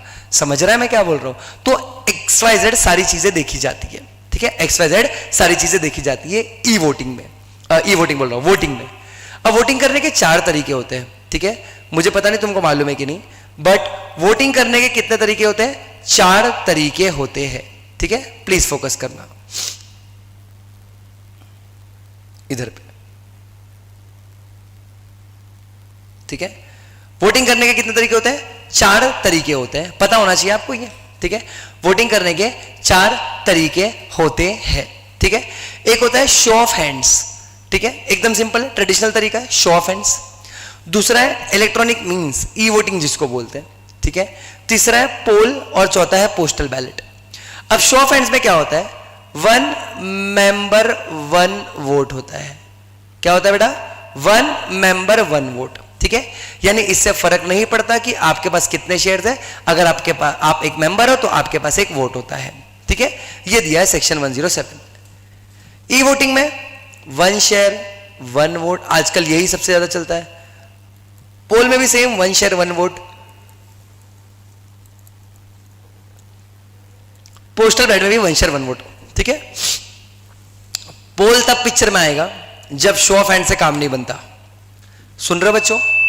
जब भी शो ऑफ हैंड से काम नहीं बनेगा तब कौन सा सेक्शन पिक्चर में आता है? 109 पोल, ठीक है। ई वोटिंग सारी बड़ी बड़ी कंपनीज करती है और पोस्टल बैलेट भी सारी बड़ी बड़ी कंपनीज करती है, ठीक है। अच्छा ध्यान देना, मैं तुमको ई वोटिंग का पूरा प्रोसीजर बताऊंगा, देख रहे हो ये कुछ 7 पॉइंट है, मैं तुमको ई वोटिंग का पूरा प्रोसीजर बताऊंगा, पूरा प्रोसीजर, ठीक है। और ई वोटिंग और पोस्टल बैलेट मिलता जुलता है, ठीक है। और pole is not that difficult, तो उसमें मैं अपना टाइम इन्वेस्ट नहीं करूंगा। बट याद रखना, एक सजेशन देना चाहूंगा तुमको, जब भी तुम वोटिंग का प्रोसीजर्स पढ़ोगे तो प्लीज इसको एक फ्लो में पढ़ना, कि पहले एक नोटिस बनेगा, नोटिस में लिखा जाएगा कि आप ऐसा वोटिंग कर सकते हो, फिर नोटिस मेंबर्स को जाएगा, मेंबर्स उसको पढ़ेंगे, फिर प्रोसीजर्स फॉलो करेंगे, फिर वोटिंग करेंगे, तो वो एकदम फ्लो में होता है, उसको बायहार्ट मत करना। नोटिस का प्रोसीजर तुम जब जब रीड करोगे तब तब तुमको समझते जाएगा, जितना रीड करोगे उतना समझेगा। तुम सोचोगे कि मैं बायहार्ट कर लूंगा, रट्टा मार लूंगा, तो वैसा होगा नहीं, कभी नहीं होगा। समझ रहा है मैं क्या बोल रहा हूं? ठीक है, तो ध्यान देना प्लीज, फोकस करना।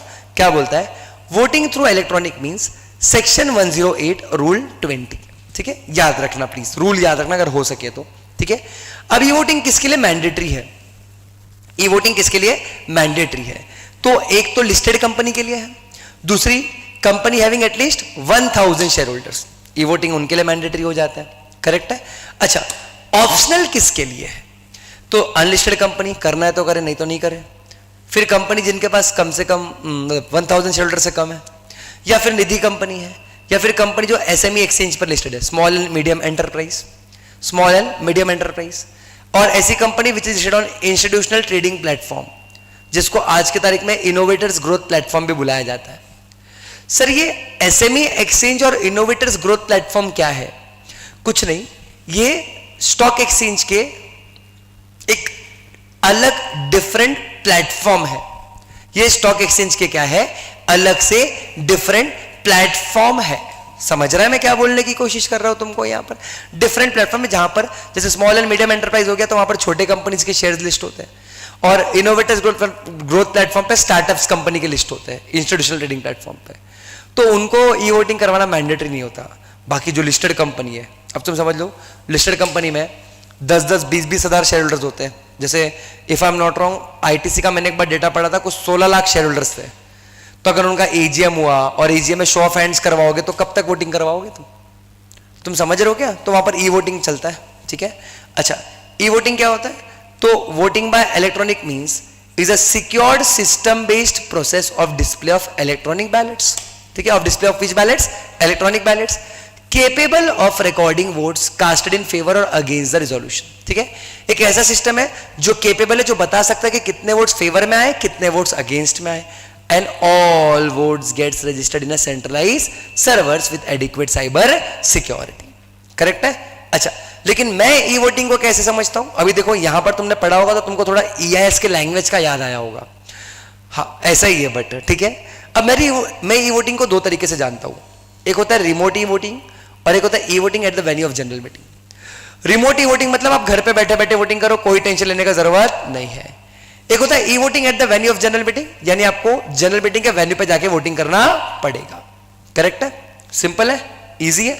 अच्छा, अब जब भी कंपनी आपको नोटिस देगा जनरल मीटिंग का, उसमें कंपनी क्लियरली लिखेगा कि company is providing facility of e voting, और कंपनी ये भी बताएगा कि मेंबर्स जो लोगों ने अपने वोट कास्ट कर दिया रिमोट ई वोटिंग से, वो मीटिंग अटेंड तो कर सकते बट वोट नहीं कर सकते।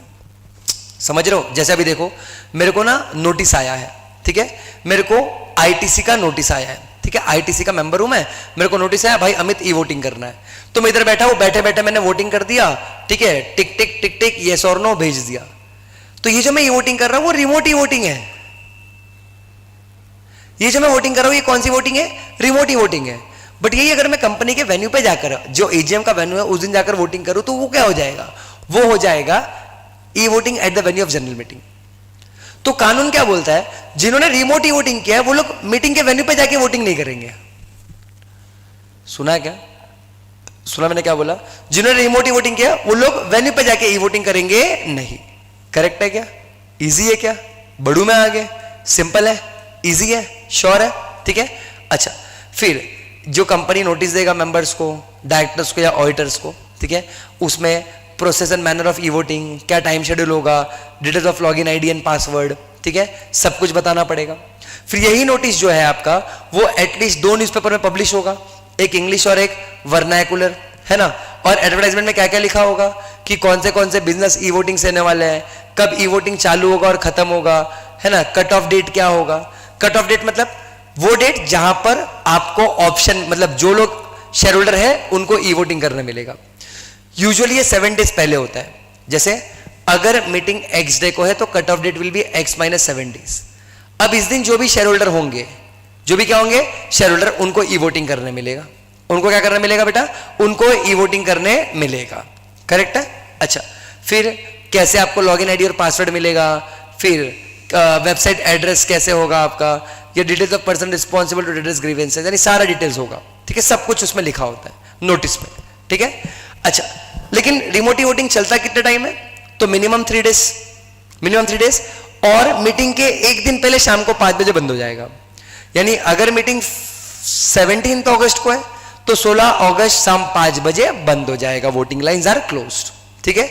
अच्छा, फिर इतना ही नहीं, वोट्स हो गए, वोट्स को गिनने के लिए स्क्रूटिनाइजर अपॉइंट किया जाएगा। वो स्क्रूटिनाइजर जो होगा वो या तो PCA हो सकता है, या तो PCS, या तो PCMA, या तो एडवोकेट, या any person who is not in the employment of the company. यानी कोई इंडिपेंडेंट पर्सन होगा जिसको हम लोग स्क्रूटिनाइजर बुलाते हैं, जो चेक करेगा, जो क्या करेगा, चेक करेगा कि भाई वोटिंग वीटिंग बराबर हुआ है या नहीं, ठीक है। और फिर क्या करेगा, वो रिपोर्ट बनाएगा, वोटिंग वीटिंग काउंट करेगा, रिपोर्ट बना के किसको दे देगा? चेयरमैन को, and chairman will declare the result of e voting. Correct है? Chairman will declare result of what? E voting. Chairman finally declare करता है कि ई वोटिंग से रिजोल्यूशन पास हुआ है या नहीं। समझ रहे हो बच्चों मैं क्या बोल रहा हूं तुम लोग को? यस और नो, सिंपल है, इजी है, ठीक है। इसके अलावा एक और सेक्शन होता है, सेक्शन 110, जो किसकी बात करता है? पोस्टल बैलेट की। पोल इजी है, जब शो ऑफ हैंड से बात नहीं बनता तब तुम लोग पोल करते हो, बट पोस्टल बैलेट में ना, पोस्टल बैलेट में ये दिख रहा है तुम लोग को, which items can be transacted through postal ballot, ठीक है। ये इंपॉर्टेंट, ये तुमको पता होना चाहिए कि कौन से आइटम तुम पोस्टल बैलेट से ट्रांजैक्ट कर सकते हो, पोस्टल बैलेट से डिस्कस कर सकते हो, ठीक है। कौन से मैटर्स है जो तुम पोस्टल बैलेट से डिस्कस कर सकते हो, ठीक है, ये भी तुमको पता होना चाहिए। क्लियर है बच्चों? इजी है। जैसे कि for example alteration of object clause of memorandum of association, alteration of articles of association, जहां पर हम लोग को प्राइवेट कंपनी के रेस्ट्रिक्शंस निकालते हैं और ऐड करते हैं ना, वो वाला। या फिर ऑफिस चेंज कर रहे हो विद इन लोकल लिमिट्स, फिर चेंज कर रहे हो अपना कंपनी का ऑब्जेक्ट, या फिर डीवीआर इशू कर रहे हो, शेयर होल्डर्स के राइट्स को चेंज कर रहे हो, बायबैक कर रहे हो, small share holder director, section 151 stands for small share holder directors की बात कर रहे हो, या फिर सेल ऑफ होल और substantially whole of the undertaking of the company, यानी कंपनी का बिजनेस बेचने का बात कर रहे हो, या लोन्स वगैरह देने का बात कर रहे हो, तो ये सब मैटर्स कंपलसरीली पोस्टल बैलेट से होते हैं। इतने मैटर्स, ये ए टू जे तक मैटर्स है, कंपलसरी पोस्टल बैलेट से होते हैं पब्लिक कंपनीज के लिए, प्राइवेट कंपनीज के लिए नहीं। पब्लिक कंपनी, वो भी वही पब्लिक कंपनी जिनमें 200 या उससे ज्यादा मेंबर है। अगर अप टू 200 मेंबर्स है, 1% कंपनी है या प्राइवेट कंपनी है, उनको पोस्टल बैलेट करने की जरूरत होती नहीं है। प्रोसीजर ऑलमोस्ट सिमिलर है जो कि ई वोटिंग से था। कितने बार तो ऐसा होता है कि कंपनी क्या करती है, कंपनी पोस्टल बैलेट ही इलेक्ट्रॉनिक मोड में करती है। हाँ, बहुत बार देखने मिलेगा तुमको कि कंपनी पोस्टल बैलेट ही कैसे करती है, इलेक्ट्रॉनिक मोड में, ई मोड में कर देती है। तो अगर कंपनी इलेक्ट्रॉनिक मोड में पोस्टल बैलेट करती है तो उस पर्टिकुलर सिचुएशन में कंपनी को रूल 20 यानी सेक्शन 108 जो भी हमने पढ़ा ना ई वोटिंग का, वो भी फॉलो करना पड़ता है। समझ रहा है बच्चों मैं क्या बोलने की कोशिश कर रहा हूं तुमको यहां पर? यस और नो, इजी है, सिंपल है, बढ़ू में आगे, डन है, ठीक है। एक लास्ट सेक्शन है, सेक्शन 111 जो बोलता है सर्कुलेशन ऑफ मेंबर्स रिजोल्यूशन। क्या बोलता है? Circulation of what? Circulation of members resolution, ठीक है। अच्छा प्लीज फोकस करना, ठीक है, प्लीज फोकस करना। कंपनी के मेंबर्स होते हैं, क्या होते हैं? कंपनी के मेंबर्स, ठीक है। कंपनी के मेंबर्स कंपनी को नोटिस देते हैं कि भाई हम जो बोल रहे हैं वो स्टेटमेंट को सर्कुलेट करो, हम जो बोल रहे हैं, हमारा जो ओपिनियन है वो सर्कुलेट करो, सारे मेंबर्स को मालूम होना चाहिए। या हम जो बोल रहे हैं वो रिजोल्यूशन पास करवाओ, वो रिजोल्यूशन डिस्कस करो। सही सुना? अब तक क्या सुना होगा तुमने कि डिस्कशन वही होता है जो कंपनी अपने मेंबर्स को बोलते कि ये डिस्कस करना है। बट अब क्या होगा, जो मेंबर्स बोलेगा कंपनी वो डिस्कस करेगी या सर्कुलेट करेगी रिजोल्यूशन, बिल्कुल। और अगर करना है तो आपको ये नोटिस 2 हफ्ते पहले देना है मीटिंग के, और रिजोल्यूशन तो मीटिंग के 6 हफ्ते पहले देना है। करेक्ट है? इजी है, पक्का। और मेंबर जो रिक्वेस्ट करेंगे उनके पास कितना होना चाहिए? तो सेम है सेक्शन 100, यानी कितना होना चाहिए? कंपनी में शेयर कैपिटल है तो 1/10 of paid up share capital having voting rights, और शेयर कैपिटल नहीं है तो 1/10 ऑफ वोटिंग राइट्स कंपलसरी आपके पास होना चाहिए। क्लियर है बच्चों मैं क्या बोल रहा हूं तुम लोग को? यस और नो, सिंपल है, इजी है, डन है। इतने लोग के पास होगा तो ही आप अपना स्टेटमेंट या रेजोल्यूशन सर्कुलेट करवा सकते हो। और स्टेटमेंट सर्कुलेट करवाना है तो 2 वीक्स पहले देना है, और अगर रिजोल्यूशन सर्कुलेट करवाना पास करवाना तो 6 वीक्स पहले देना है। क्लियर है बच्चों? इजी है, पक्का, श्योर, डन, बढ़ू में आगे, ठीक है। अच्छा, लवली लवली लवली लवली, ये हो गया पार्ट ए। क्या हो गया? पार्ट ए, पार्ट ए नहीं सॉरी, पार्ट बी चैप्टर 7 का, जिसमें सेक्शन 120 और 122 पे तो मैंने ध्यान भी नहीं दिया। बहुत सिंपल है, जैसे 122 बोलता है इसमें जो भी सेक्शंस है इस चैप्टर में वो ओपीसी पे अप्लाई नहीं होते, ऑब्वियसली नहीं होंगे, बिकॉज 1% कंपनी तो क्या है, ये सब करती नहीं है, मीटिंग वीटिंग, करेक्ट है। और 120 में बोला है कि डॉक्यूमेंट आप इलेक्ट्रॉनिक फॉर्म में रखते हो। क्लियर है बच्चों? इजी है, सिंपल। अच्छा, अब इधर पे पार्ट ए में भी मैं तुमको ना ये मेन कौन से सेक्शन पढ़ाने में इंटरेस्टेड हूं। एक 88, ठीक है, एक 91, एक 94 और एक 92 एनुअल रिटर्न, क्योंकि इसमें से देखा गया क्वेश्चंस आते हैं। बट मैंने बैकअप के लिए आपको सेक्शन नंबर 89 और 90 पूरा लिख कर दे रखा है। ये देखो, ये दिख रहा है 89 और 90, ताकि तुम पढ़ो तो तुमको समझ जाए, ठीक है। 89 और 90 बैकअप के लिए आपको दे रखा है पूरा, एकदम लिस्ट बना के पूरा। और देखो इस चैप्टर में जितने फॉर्म है वो सारे भी इस नोट्स में दे रखे हैं, तो तुमको बहुत हेल्प हो जाएगा। समझ रहा है मैं क्या बोल रहा हूं? ठीक है, मतलब जब तुम लोग अपने टेक्स्ट बुक से थक कर, ठीक है, मतलब जब तुम इसको पढ़ोगे उसके बाद तुम टेक्स्ट बुक में जाओगे ना, तो कभी भी तुमको टेक्स्ट बुक पढ़ने में डिफिकल्टी नहीं आएगी। जो बच्चे पढ़े हुए हैं मुझसे, जिन्होंने फुल फ्लेज लेक्चर अटेंड कर रखा है, जिनको पता है कि मैं ये एक एक चीज लिखवाने में कितना एफर्ट डालता हूं, दे नो दिस, ठीक है। In fact the people who knows कि ये नोट्स मैंने कैसे लिखे, उनको पता है कि क्या एफर्ट है इसके पीछे। बहुत बहुत मदद होगा तुम्हारा, प्रोवाइडेड तुम इसके साथ अपना टेक्स्ट बुक रिफर कर रहे हो ना बच्चों, है ना। तुम ये नोट्स किसी भी टेक्स्ट बुक के साथ रखो, टेंशन ही नहीं होगा उसको, ठीक है, तो टेंशन ही नहीं होगा। समझ रहा है मैं क्या बोल रहा हूं? ठीक है, इधर आ जाओ। अब इधर पे 88 किसकी बात करता है बेटा? 88 बात करता है रजिस्टर ऑफ मेंबर्स की, सुना है कि नहीं? ठीक है, register of members and debenture holders. ठीक है, प्लीज फोकस करना, ध्यान देना इधर पे। ठीक है, अच्छा इधर पे फोकस करना। ठीक है, हर एक company, every company which is having what, share capital, वो क्या करेगा, वो रजिस्टर ऑफ मेंबर्स मेंटेन करेगा for each class of share holders whether residing in India और आउटसाइड इंडिया। और शेयर होल्डर्स, क्या बोला बेटा, शेयर होल्डर्स का रजिस्टर्स कौन से फॉर्म में होगा, MGT 1 में होगा। कौन से फॉर्म में होगा बेटा, MGT 1 में होगा। ठीक है, अच्छा कंपनी अपने रजिस्टर ऑफ मेंबर्स में, जिसमें शेयर कैपिटल नहीं है, जिसमें शेयर कैपिटल है वो लोग तो MGT 1 में फाइल करते हैं, फॉलो करते हैं। शेयर कैपिटल नहीं है तो वो लोग अपने रजिस्टर ऑफ मेंबर्स में क्या क्या लिखेंगे, सिंपल है, मेंबर्स का डिटेल, फिर कब आप मेंबर बने, फिर कब आप मेंबर्स, आपका मतलब खत्म हो गया, सीजेशन ऑफ मेंबरशिप हो गया, कितना अमाउंट ऑफ गारंटी है, कुछ इंस्ट्रक्शंस तो नहीं है मेंबर्स को नोटिस विटिस कैसे भेजना है करके, या फिर हाइपोथिकेशन और प्लेज ऑफ शेयर्स, या फिर order of authority in relation to attachment of shares. यानी कहीं एनसीएलटी ने वगैरह तो नहीं बोल रखा है कि भाई शेयर्स को जब्त कर दिया जाए या कुछ कर दिया जाए, समझ रहे हैं? तो ये सारी चीजें हैं वो भी रजिस्टर में रिकॉर्ड करनी पड़ती है अगर कंपनी में शेयर कैपिटल नहीं है। तो शेयर कैपिटल है तो MGT 1 तो फॉर्मेट दिया हुआ ही है।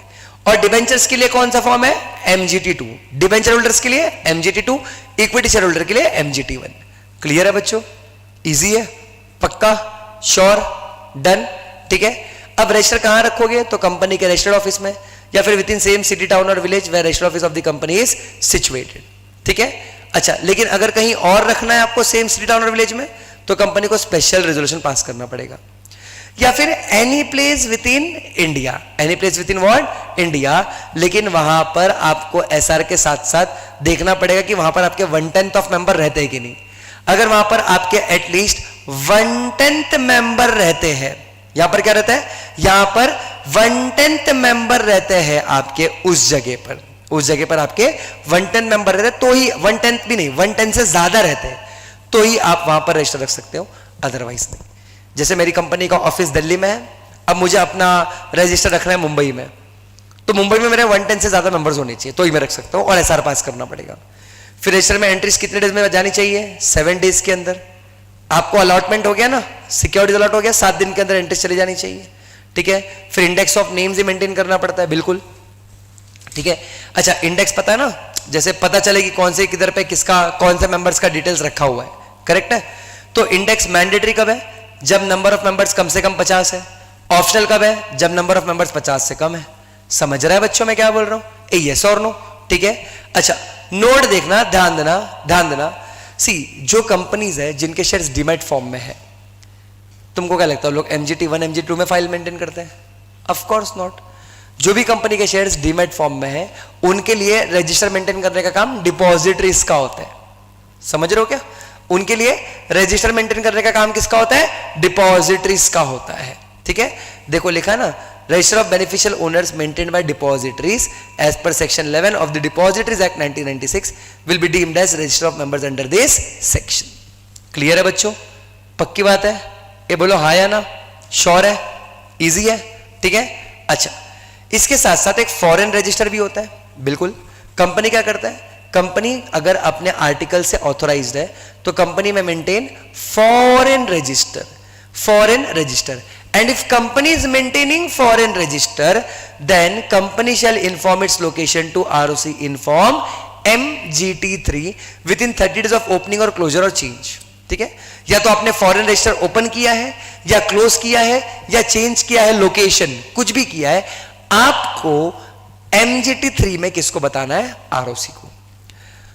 लोगों को लगता है कि MGT3 में फॉरेन रजिस्टर होता है, which is absolutely wrong. MGT3 में फॉरेन रजिस्टर नहीं होता है, MGT3 में फॉरेन रजिस्टर नहीं होता है, MGT3 में फॉरेन रजिस्टर का लोकेशन बताना होता है। समझ रहा है मैं क्या बोलने की कोशिश कर रहा हूं तुमको यहां पर, यस और नो, सिंपल है, इजी है, डन है। ठीक है, अच्छा अब ध्यान देना, फॉरेन रजिस्टर कौन से फॉर्म में मेंटेन होगा, तो अगेन सेम फॉर्म MGT 1 या MGT 2। अगर इक्विटी शेयर होल्डर है तो MGT 1, अगर इक्विटी शेयर होल्डर नहीं है, डिबेंचर है, तो MGT 2, करेक्ट है। अच्छा, it is a part of company's principal register, कोई अलग से पार्ट नहीं है, कंपनी का ही मेन रजिस्टर का पार्ट होता है। इसमें कंपनी के सारे डिटेल्स होते हैं फॉरेन सिक्योरिटी होल्डर्स के, करेक्ट है। अगेन एंट्रीज तभी करी जाएगी जब डायरेक्टर्स या कमिटी आपके फेवर में अलॉटमेंट अप्रूव कर देगी, ठीक है। फिर entries made in foreign register shall be transmitted to register in India within how many days, 15 days. यानी वहां पर एंट्री मारा तो यहां पर कितने डेज के अंदर एंट्री हो जाना चाहिए, 15 डेज के अंदर एंट्री हो जाना चाहिए। And duplicate copy of foreign register shall be kept in India, correct है। तो जो लोगों को लगता है कि फॉरेन रजिस्टर एक अलग से रजिस्टर का पार्ट है, द आंसर इज नो, ऐसा नहीं होता, ठीक है। अलग से रजिस्टर का पार्ट नहीं, वो मेन रजिस्टर का ही पार्ट है, अलग से रजिस्टर नहीं है, मेन रजिस्टर का ही पार्ट है जिसको फॉरेन में रखा है वहां के सिक्योरिटी होल्डर्स का डिटेल्स उधर इंसर्ट करने के लिए। क्लियर है बच्चों, इजी है, सिंपल। और तुम्हारे बैकअप के लिए सेक्शन 89 और 90 दे रखा है। इसके अलावा मैं तुमको एक और चीज बताना चाहता हूं कि कंपनी अपना एनुअल रिटर्न मेंटेन करती है इन फॉर्म MGT 7 में, और अगर आप ओपीसी और स्मॉल कंपनी हो तो आप अपना एनुअल रिटर्न मेंटेन करते हो MGT 7A में, ये पता होना चाहिए। और कंपनी एनुअल रिपोर्ट में क्या क्या लिखती है, तो उनका नेटवर्थ कितना है, पेड अप शेयर कैपिटल कितना है, डायरेक्टर्स कौन है, मेंबर्स कौन है, प्रमोटर्स कितने हैं, फिर कंपनी का बिजनेस क्या था, कितनी होल्डिंग कंपनी है, कितनी सब्सिडरी कंपनी है, कितनी एसोसिएट कंपनी है, कितनी जॉइंट वेंचर है, कंपनी के खिलाफ कोई केस तो नहीं चल रहा है, कंपनी के ऊपर कोई फाइन तो नहीं लगा है, कोई कंपाउंडिंग तो नहीं किया है, कंपनी के KMPs का मैनेजरल रेम्यूनरेशन कितना है, सब कुछ कहाँ लिखा होता है, एनुअल रिटर्न, ठीक है। और ये 4 फॉर्म तुमको देखने मिलेगा सेक्शन नंबर 92 में। कहां देखने मिलेगा बच्चों, सेक्शन नंबर 92 में। क्लियर है बच्चों, इजी है, सिंपल। एनुअल रिटर्न MGT 7 है, MGT 8 में CS साइन करके देता है बड़ी बड़ी कंपनीज के लिए सर्टिफिकेट कि भाई सब लोग लॉ फॉलो कर रहे हैं, ठीक है। एंड 9th बोलता है समरी ऑफ एनुअल रिटर्न, जो कि बोर्ड रिपोर्ट में अटैच किया जाता है, करेक्ट है बच्चों, सिंपल। और यहां पर तुम्हारा यूनिट नंबर 7 का डिस्कशन खत्म होता है। सारे material sections at very rapid speed मैंने पूरे कवर कर लिए हैं। नहीं बोल के हमने कम से कम 20 के आसपास सेक्शंस तो इसके अंदर कवर कर लिए हैं, ठीक है। ई वोटिंग इन डेप्थ करवाया जो पोस्टल बैलेट से रिसेंबल करता है, फिर 107 शो ऑफ हैंड्स, 109 पोल की बात करता है, उसके अलावा सारा सेक्शंस हमने कैप्चर कर लिया है, करेक्ट है बच्चों, इजी है, सिंपल है, डन है। सबसे बड़ा यूनिट है तुम्हारे सिलेबस का, ये सबसे बड़ा, इससे बड़ा यूनिट है नहीं तुम्हारे पूरे सिलेबस में, सबसे बड़ा यूनिट है, ठीक है। अच्छा, अब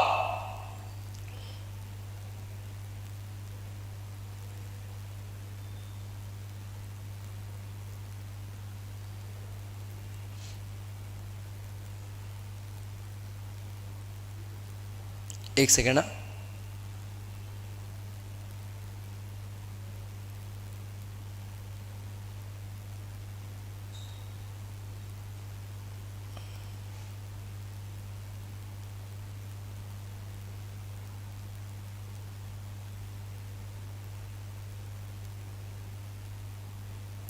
ठीक है। अब हम लोग आगे बढ़ रहे हैं, हम लोग बढ़ रहे हैं अपने यूनिट नंबर 6 पे, ठीक है। यूनिट नंबर कौन सा है, 6। अब तक अगर मैं तुमको बताऊं तो अपना यूनिट 1, 2, 7, 8 और 4 हो चुका। मजे की बात, तुम कोई भी चैप्टर उठा के देख लो, डिविडेंड वाला छोड़ के सारे चैप्टर्स बड़े चैप्टर्स हैं, सारे चैप्टर्स बड़े। और एबीसी एनालिसिस करूं तो सारे चैप्टर ए कैटेगरी वाले चैप्टर है, करेक्ट है। अब हम लोग अपना अगला यूनिट डिस्कस करने वाले हैं जो कि है यूनिट नंबर 6, जो कि क्या है बच्चों, यूनिट नंबर 6 है, ठीक है। पहले यूनिट नंबर 6 डिस्कस कर लूं, फिर मैं तुमको गाइड कर दूंगा कि 5:30 to 8:30 का स्लॉट कैसे चलने वाला है, ठीक है। अच्छा, बहुत सिंपल है, मुझे इसमें तुम्हारे साथ 3 से 4 सेक्शन डिस्कस करने यूनिट नंबर 6 में, जो बात करता है रजिस्ट्रेशन ऑफ चार्जेस की। किसकी बात करता है बच्चों, जो बात करता है रजिस्ट्रेशन ऑफ चार्जेस की। सेक्शन देख रहे हो कितना लिखा है, 77 to 87, जिसमें से 2 सेक्शन तो तुम्हारे सिलेबस में है ही नहीं, एक सेक्शन नंबर 81 और एक 85 है ही नहीं तुम्हारे सिलेबस में, पता है कि नहीं।